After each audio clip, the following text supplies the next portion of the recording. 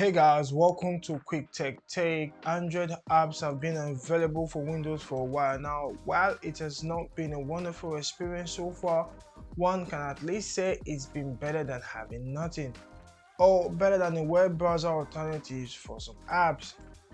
Hey guys, subscribe to Quick Tech Take for more content like this and lots more. Also ring that notifications bell so you will see our next video as soon as we post them. Well, we're going to start off with the bad and work our way up to the good, and maybe by the end of this video I'll give you my honest opinion about the state of Android apps on PC so far.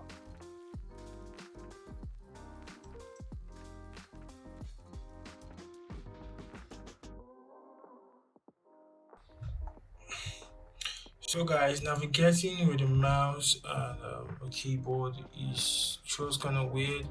Checking out Android apps, for example, this Apple Music. So I'm trying to use my scroll wheel to scroll through my part of my music selection. If you're not a fan of it, as you can see, sometimes it works great, and there you go. You just made an input. I didn't want for that to happen. So it's just kind of crazy. It works well most of the time. Like if you scroll to the very top, you can refresh your list. Okay, let me try and search for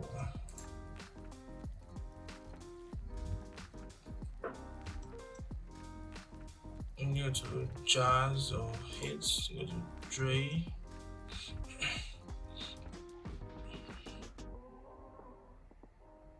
So scroll through, there you go. Made an input that was not intentional, so that's just an issue. Working with a mouse and operating. Oh, there you go, playing music. Let's go back to music. Thank you very much. That's just, oh, there you go again.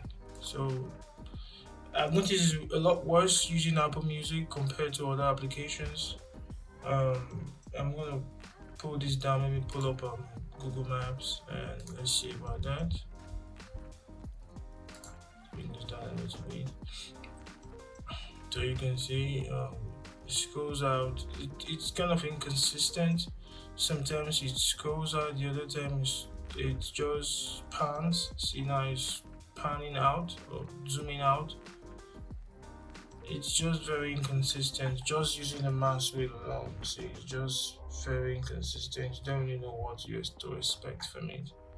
You can use your trackpad to zoom in, get to where you want it to be, but it's more consistent if you use your mouse to click down and pull. So I've noticed this just kind of how it feels like using a mouse and a keyboard to navigate Android apps on Windows. You definitely encounter things like this. The severity depends on the kind of apps you use, but this is just Google Maps, trying to see if I can get one or two things done. But this is the issues you definitely face trying to use a mouse and a scroll wheel to operate Android apps. I bet if you had a touch-based PC, it would definitely eliminate the issues with navigating with a mouse.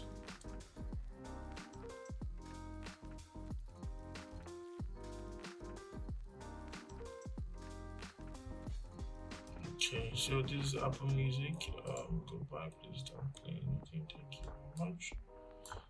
So let's see if we can, reduce the size and put without cutting out content. But nope, you get this too ugly sidebar. So you have to zoom out, to try and get it perfect centered right in. There's really no sweet ground. If you blow it up, you get humongous white bars beside. If you bring it back up, like, you can maybe bring it down a little bit up to about this size. Then I think from here it just starts there. From there it just goes completely toast. So this is how small you can get it to go on a 1080p display. If you try and maybe use it on the snapping, you have two black bars. We try to use let's say this 3 quarter of the screen, you see you get two humongous black bars that just issue scaling, and it's really terrible on Apple Music. Um, let's look for Google Maps.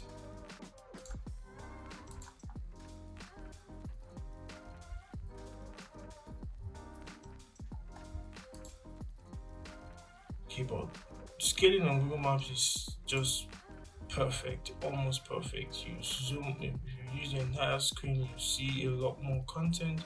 Everything doesn't just get bigger. As you can see, try gas stations and ATMs is still up here on small. Everything doesn't take up space. They don't take up any more space than they need to take up. But notifications, messages, and so on, back to explore. But this looks definitely out of sorts. Just looks too big. But still, it's still okay. It's better than a lot of apps I've come across. So the thing is that apps that are built for tablets that are really optimized to work great on tablets should work great on your Windows PC, like Google Maps, for example. As you can see, it looks fantastic. It scales up beautifully in stark contrast to Apple's music, and I think that's it. You find app performance in terms of smoothness varies. Some apps run smoother than others. I have experienced some weird behaviors in Apple Music, Google Maps, which can be attributed to many things, but generally, app run from pretty okay to good. Okay, now let's get to the good stuff. Well, the good is pretty obvious. You get access to Android trove of applications, which is really good and makes it worth it. Although not all apps are available on the Amazon App Store, believe me, the Amazon App Store is almost a waste of time. But notwithstanding, you can still get all your favorite Android apps like I did. So I'll be linking a video of how I did it so you guys can, follow my steps. Quite simple and easy. Well, Android apps on Windows bring an added functionality that was not previously available or beats the web alternative that PC users were forced to use, e.g. Apple Music. You get Android app notification like it's a native app on Windows in the notification center, which makes it feel like the app is part of the ecosystem. At first, I thought all Android apps would be bundled into a group under the same banner, but that wasn't the case, so kudos Microsoft. Once apps are installed, you'll find them where you expect to find apps, and you can easily uninstall the ones you don't want without any hassle. I guess it's safe to say I'm optimistic about the future of this project. Android apps on PC outside of memory hogs, at least from what I've seen from my early testing. The Windows subsystem for Android doesn't take much memory, as I usually see about 200 to maybe 300 megabytes running several Android apps.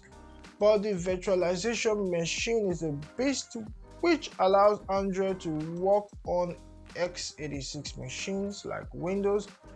Well, it uses a lot of memory, and it usually takes about 1.7 gigabytes, and I've seen it go as high as 2.5 gigabytes of memory usage, whether I mean RAM. You can see the virtual machine as VMMEMWSC in Task Manager. I believe if you're running memory intensive apps like games and so on, you might see those numbers increase dramatically. Well, that's why Microsoft places a minimum memory allowed for Android virtualization at 8 gigabytes and recommending 16 gigs. For me, I think if you have 8 gigs, you shouldn't bother, because if you take 2 gigs out of 8, you're left with 6, and what's left to run your system with? If only Google and Microsoft could work closely together on this, but well, pigs can fly. So there it is. But just wait. Let's say, for example, Google gives its full support or partial support, and developers might have greater incentive to better scale their apps across devices. That will immensely benefit Android tablets that suffer from oversized Android phone apps. Yeah, that's true. But before I end this video, one question remains: can Android apps take full advantage of the ultra powerful hardware available on PCs? Imagine your graphic-intensive Android games running on an RTX 3090 Ti paired with a 12900K. Will you get 1000 frames per second? Maybe, but I might just make a video or do some research to let you guys know if Android apps can take the full advantage of the unlimited amount of power you find on PC. Well, that's it, guys. So like, share, and subscribe to Quick Tech Take, and we'll see you in our next video. Peace.